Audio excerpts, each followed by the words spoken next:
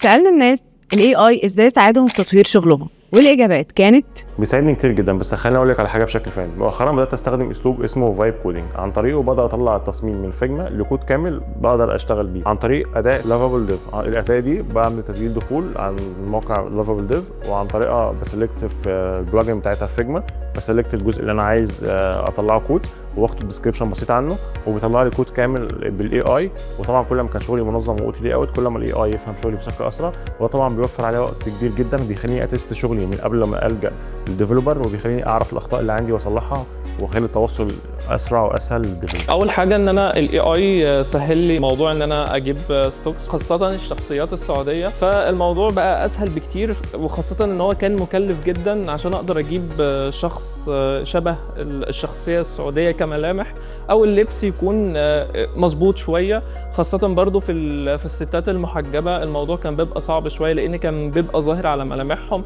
انهم اجانب. اما موضوع اللوجوز والبراند في الستريشن بقى اسهل بكتير جدا.